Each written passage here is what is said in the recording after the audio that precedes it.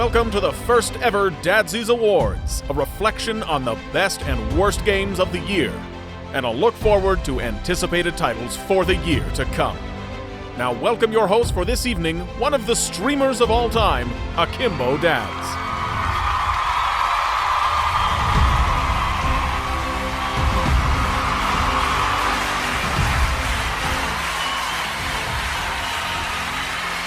Good evening, cunts. Welcome to the first ever annual Dadzies Awards. It's an honour to be here presenting these prestigious awards. We've got a few categories to get through tonight. That includes the Game of the Year Award, the Trash of the Year Award, Most Anticipated of 2023 Award. Let's get on to the first category. Game of the Year. 2022 has been a great year for game releases, making this list especially hard to narrow down. So we've got here the top 5, with the first place winning this Dadzie for Game of the Year. At number 5, we have Obsidian Entertainment's Grounded. This was a game I checked out back when it originally launched on Xbox Game Pass as a game preview. I loved it then and actually thought it had a lot of potential once they added more content, and boy was I right. Now the full release is out and it's such a unique experience, especially in the survival game space. Being a shrunken child exploring an enormous backyard is something I consider to be a perfect concept for a game, and Obsidian have absolutely nailed the brief. If you're scared of spiders though, this game might be a shit time for you, however there are some accessibility settings to tweak that. The art style, however, is amazing and the gameplay is just so much damn fun. If Xbox Game Studios can put out more gems like this generation is going to be very interesting. Congratulations to Obsidian Entertainment on reaching 5th place. At number 4, we have a game that caught us a little off guard with how good it actually was, Supermassive Games' The Quarry. I've loved all of Supermassive's entries in their Until Dawn, choose your own adventure genre they've carved out, but The Quarry stands out above the rest in my opinion. It's hard to go in depth in this game without spoiling anything, so I won't, but I will say this. The story had me hooked from the get-go, and on top of that, great characters with perfect chemistry between them, and many twists along the way. I don't think I've ever played through any of Supermassive's games back-to-back, but this one I played through 3 times, back-to-back, and loved every second of it. In my opinion, this is Supermassive's best, scariest, and most tense release, and it's a definite must-play for all you horror fans out there. At number 3, I have a little title from a franchise you may not know of, that being Game Freak's Pokemon Legends Arceus.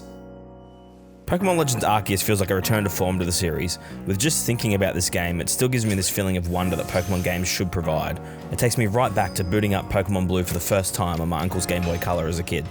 I feel Arceus is a much needed mix-up to the Pokemon formula, which in recent years has become a bit stagnated, with Game Freak attempting to mix up the games with new gimmicks every other generation, but in my opinion it's always fallen a little bit short. This game absolutely nails the exploration of massive open environments and a focus on catching and filling out your Pokedex. It creates this unique experience that I hope they expand on in future Pokemon titles. Now I know this game cops some flack from die-hard Pokemon fans who are content with the franchise never changing and having terrible broken releases, but in my opinion, this angle should be the future of the series. Getting down to the last couple now. At number 2, we have Guerrilla Games' latest gem, Horizon Forbidden West. The sequel to possibly one of my favourite games of the last generation, the Horizon series is such an amazing concept and a great new IP. Forbidden West really takes the universe its predecessor built and blows it out with more tribes to meet, expanding what we know about the characters we'd met across the last game, more machines to battle, and a whole new threat to combat, which I won't go into here because massive spoilers. The game also looks absolutely fucking beautiful, with each different corner of the map being a different biome, and just, it all looks amazing.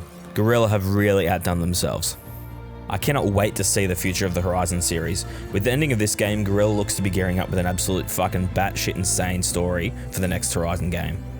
If you've previously dismissed the Horizon series as a game that just has robot dinosaurs and shit just because, I implore you to have another crack because the series is an absolute gem, and polished single-player AAA games should be celebrated.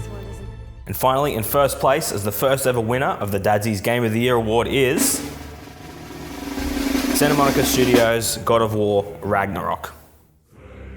When I first sat down with Ragnarok, I just knew this was going to be my game of the year. This game is such a magical journey from start to finish, full of twists and turns, happy moments, bittersweet moments, and plenty of moments that will have you choking up.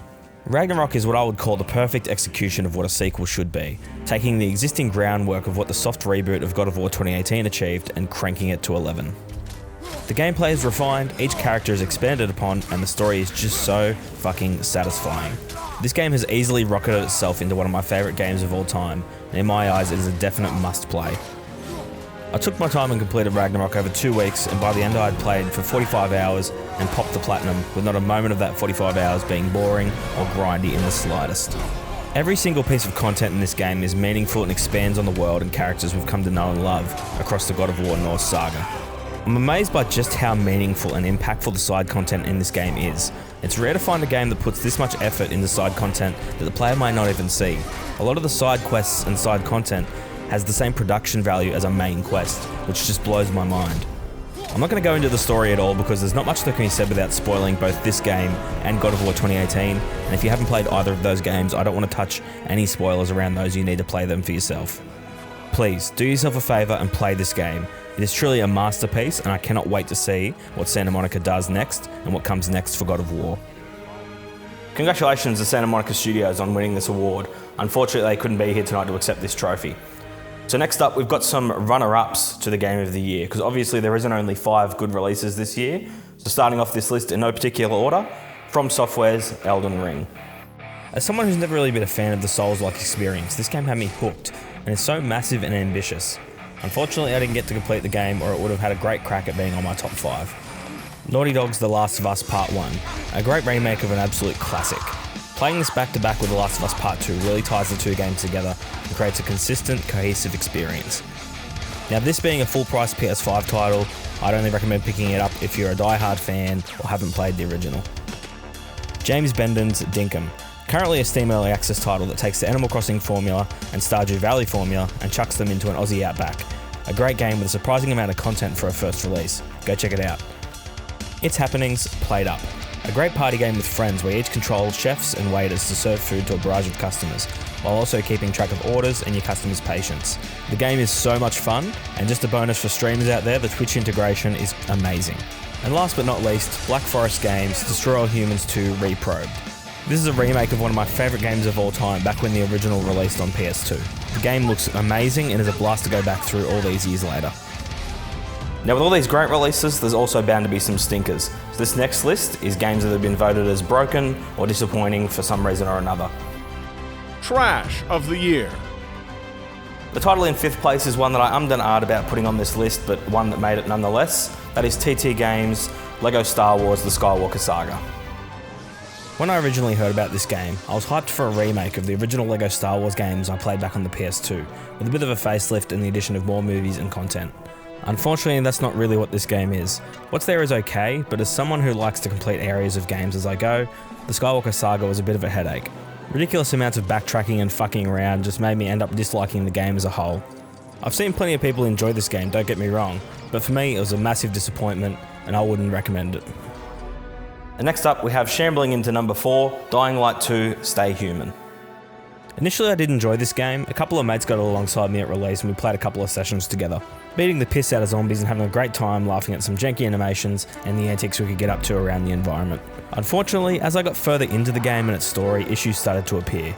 The story was thoroughly disappointing and the characters were there, I guess. At one very important point in the story, the game actually just went black and I couldn't see a thing. I could hear what was going on, but no visuals.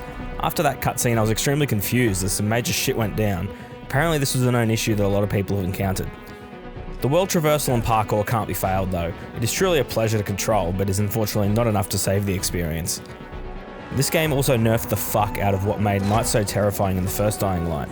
Volatiles are so rare roaming at night that I don't think I ever saw one in my gameplay. That was a major part of what I loved about the first game. It's really unfortunate. Next, shaping up at number 3, we have Tate Multimedia's KO the Kangaroo. I was actually having a blast with this game initially. 3D platformer collectathons are my thing, and KO the Kangaroo was a great one. At first, that is.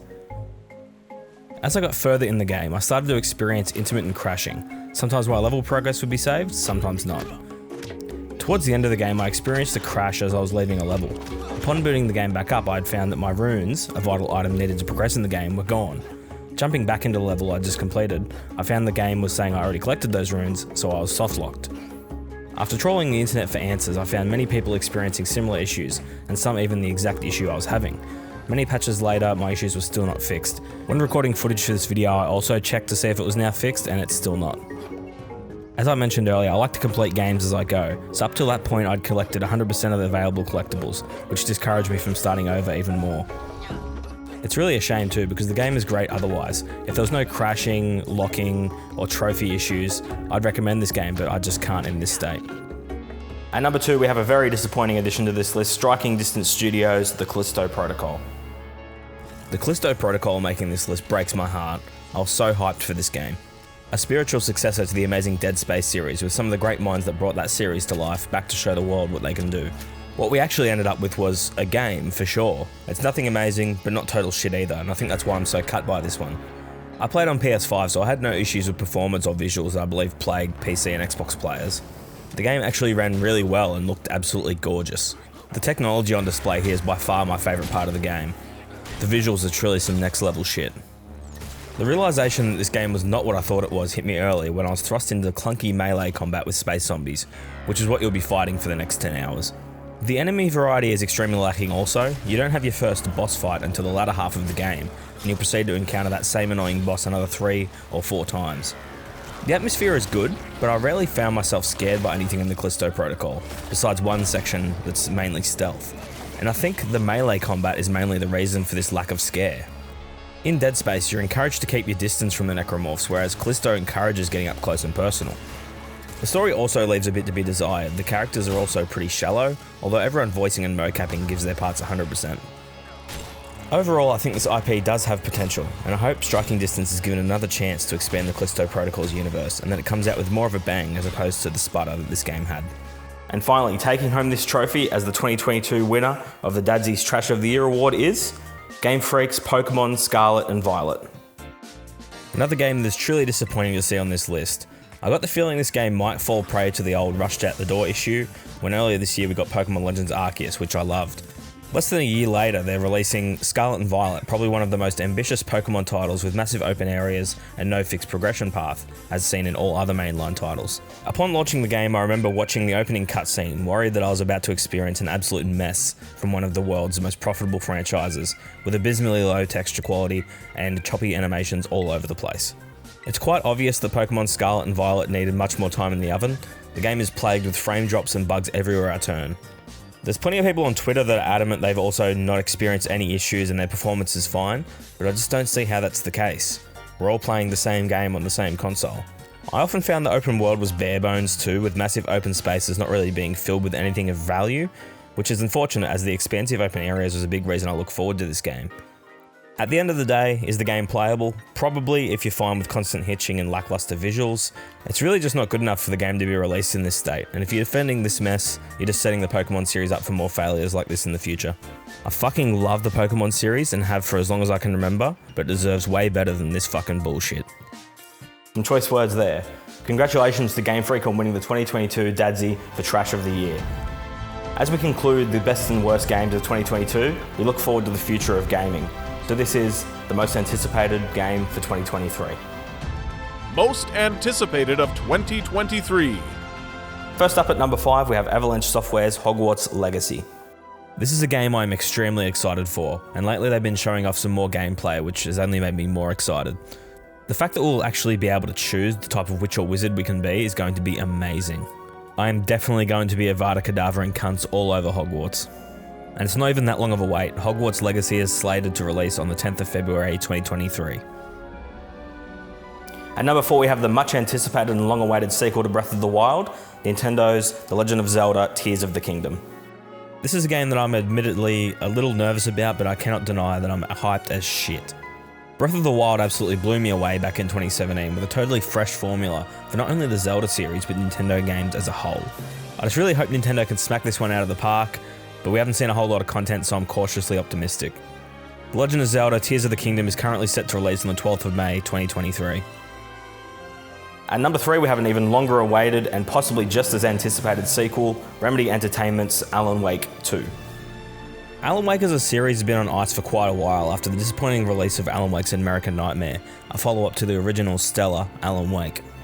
There's been rumours floating around the internet for ages and little Easter eggs scattered throughout Remedy's other titles, teasing the long-awaited return of the big man Alan Wake himself, but it's finally coming.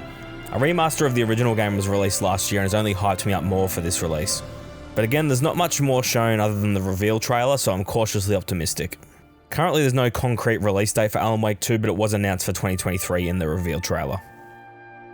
Some might say that 2023 is setting itself up to be the year of the sequel, and continuing that trend is number 2 on this list, Insomniac Games' Spider-Man 2. Insomniac games are just quite simply built different. Spider-Man in 2018, Spider-Man Miles Morales in 2020, Ratchet & Clank Rift Apart last year, and Spider-Man 2 in 2023, and also a Wolverine game in the works. This team knows their shit. So far, all that's really been shown is the reveal trailer with Venom joining the web-slinging cast of characters. With the last two Spider-Man games being an absolute fucking blast to play, I can't wait to see what new heights are reached with this new title. Spider-Man 2 also doesn't have a concrete release date just yet, but is currently set for Q3 2023. Anyway, on to the winner of the 2023 Most Anticipated Award. And the winner is Capcom's Resident Evil 4 Remake. Resident Evil is easily one of my favourite game series of all time, and Resident Evil 4 especially holds some great memories for me. I remember buying the original release back on the Wii and having an absolute blast with it.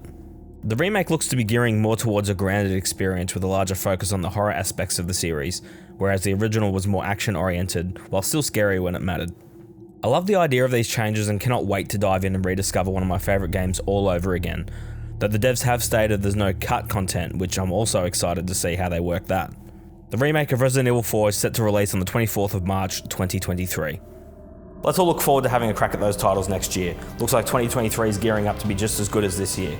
Unfortunately, that's all we have time for tonight. Thank you all so much for attending in person here, and for those of you at home, all of you help make this possible. Don't forget to like, comment and subscribe. I also stream on Twitch every Wednesday, 8:30 PM Australian Eastern Standard or Daylight Savings Time, depending on the time of year.